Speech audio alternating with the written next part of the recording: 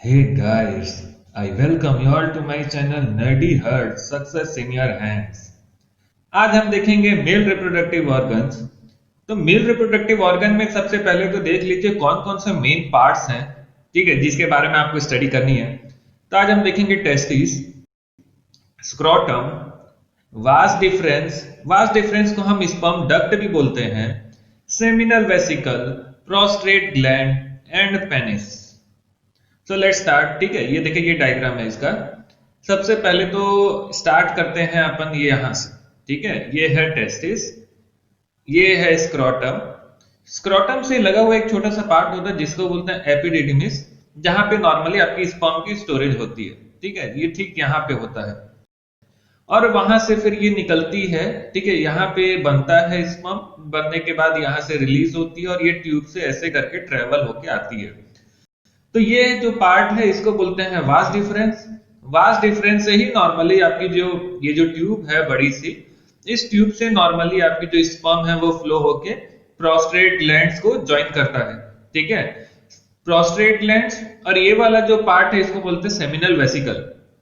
तो ये दोनों मिलके आपकी सीमेन की फॉर्मेशन करती है और उसके बाद ये जो ट्यूब है, ठीक है, ये देखो, ये देख लो, यहां से आके डायरेक्ट आपकी यूरेथ्रा में ओपनिंग हो रहा है और यूरेथ्रा से ये पेनिस के थ्रू नॉर्मली बाहर रिलीज हो जा रही है।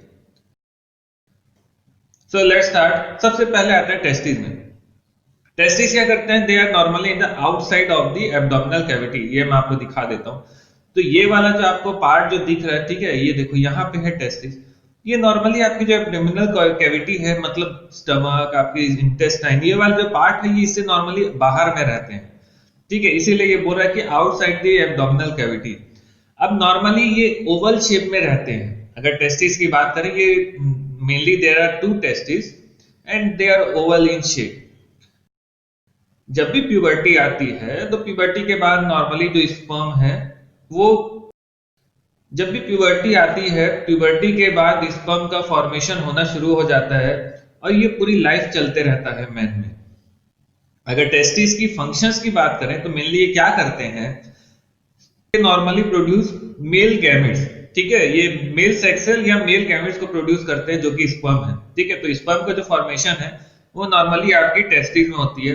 प्लस ये एक हार्मोन्स को बनाते हैं, that is testosterone, which is a male sex hormones. ठीक है, तो टेस्टोस्टेरोन और स्पर्म का फॉर्मेशन आपकी टेस्टिस में होती है। अब आते हैं स्क्रोटम। स्क्रोटम एक्चुअल में that is nothing but a muscles. ठीक है, ये मसल्स पाउच है जो नॉर्मली आपकी, ऑफ कोर्स ये पूरा जो पार्ट है आपका वो आपकी एब्डोमिनल कैविटी के बाहर में है। आप इसके फंक्शंस की बात करें तो नॉर्मली जो टेस्टिस होते हैं they are outside the abdominal cavity. कि स्पर्म के फॉर्मेशन के लिए नॉर्मली लो टेम्परेचर की जरूरत पड़ती है। जो नॉर्मल जो बॉडी टेम्परेचर है उससे लो टेम्परेचर की रिक्वायरमेंट होती है for the formation of sperm. तो ये स्क्रोटम क्या करता है, ये 3 degree celsius temperature lower provide करता है than the normal body temperature. मतलब स्क्रोटम वो एनवायरनमेंट प्रोड्यूस करता है जहां पे जो बॉडी का जो टेम्परेचर जो रहता है यहाँ स्क्रोटम में, वो आपकी 3 डिग्री सेल्सियस कम रहती है as compare to the normal body temperature. इसीलिए स्क्रोटम जो रहता है they normally provide suitable environment for the testis to produce the sperm. ठीक है, स्पर्म के प्रोडक्शन के लिए ये एक सुटेबल एनवायरनमेंट को तैयार करके देते हैं। अब एपिडिडिमिस क्या था? जैसे ही स्पर्म का फॉर्मेशन होता है ये नॉर्मली आपकी टेस्टिस से बाहर निकल के कुछ समय के लिए टेम्पररी जाके स्टोर होते हैं इस एपिडिडिमिस में। ठीक है, और ये नॉर्मली आपकी कॉइल ट्यूब जैसा रहता है। ये जो आपकी जो टेस्टिस है यहां से ये यहाँ पे ना एक्चुअल में कॉइल कॉइल जैसी ट्यूब रहती है।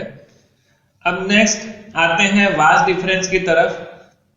अब जैसे ही एपिडिडिमिस में स्टोरेज होने के बाद अब ये जो आपकी स्पर्म है वो फ्लो करना या फिर चलना शुरू करती है टूवर्ड्स दी डक्ट। ठीक है, जो डक्ट या फिर जो लंबी सी जो ट्यूब जो थी उसमें ये चलना शुरू कर देते हैं। ये रहा आपका वास डिफरेंस। ये वास डिफरेंस ही है जो नॉर्मली ये देखो इतना बड़ा ट्यूब जो है इसमें आपकी स्पर्म को फ्लो करवाती है। तो टेम्पररी स्टोरेज होने के बाद आपकी जो स्पर्म है वो इस लंबी सी ट्यूब से आपकी फ्लो होती है, और फ्लो होने के बाद कहां पहुंचती है? To the seminal vesicles and the prostate glands. अब जरा देख लेते हैं सेमिनल वेसिकल और प्रोस्टेट ग्लैंड्स के रोल क्या है। देखिए ये दोनों के दोनों जो है ये ग्लैंड्स हैं। अब सीधी सी बात है, अगर ग्लैंड्स हैं तो ये कुछ ना कुछ सिक्रीट करेंगे, कुछ ना कुछ रिलीज करेंगे। अब ये जो दोनों के दोनों जो ग्लैंड्स हैं ये कुछ सब्सटेंसेस रिलीज करते हैं into the sperm which is in the liquid form. ठीक है, ये लिक्विड फॉर्म में रहता है, और ये जो भी सिक्रीट करते हैं वो लिक्विड फॉर्म में रहता है, और वो जाके स्पर्म के साथ मिलता है। जब भी ये सब्सटेंस का जो सिक्रीशन होता है तो ये जो सब्सटेंस या फिर ये जो लिक्विड फॉर्म में जो सब्सटेंसेस जो रहते हैं ये क्या करते हैं? They normally provide nutrition to the sperm. ठीक है, ये आपके स्पर्म को न्यूट्रिशन प्रोवाइड करते हैं, और इनके ऐड होने के बाद, इस लिक्विड के मिलने के बाद, स्पर्म और ये जो लिक्विड है ये दोनों मिलके सीमेन का फॉर्मेशन करते हैं। तो आपकी बॉडी से जो रिलीज होती है that is your semen, not a sperm. Semen के फॉर्मेशन के बाद इसका ट्रांसपोर्टेशन बहुत ही ज्यादा आसान हो जाता है। लिक्विड फॉर्म में रहते हैं तो इनको भेजना बहुत ज्यादा आसान रहता है। Next comes to urethra. Urethra क्या है? यूरेथ्रा एक्चुअल में ट्यूब है। कौन सी ट्यूब है? जहां से नॉर्मली आपकी स्पर्म और यूरिन दोनों के दोनों पास होते हैं। ठीक है, स्पर्म का जो फॉर्मेशन हो जाता है, ये सीमेन का फॉर्मेशन हो जाता है, उसके बाद आपकी ये पास होती है थ्रू द यूरेथ्रा, और वहां से ये पहुंचती है कहां? पेनिस में। At the time of mating जो स्पर्म है उसको रिलीज किया जाता है into the female body through penis. Urine जो है, यूरिन का जो फॉर्मेशन होता है बॉडी में, उसको भी पेनिस के थ्रू रिलीज किया जाता है।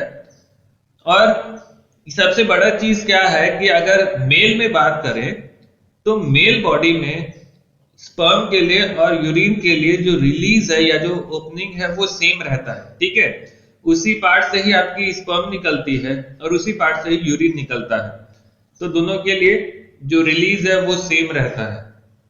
So that was all about today. अगर वीडियो अच्छी लगे तो लाइक एंड सब्सक्राइब जरूर करें मेरे चैनल नडी हर्ट्स को। Thank you.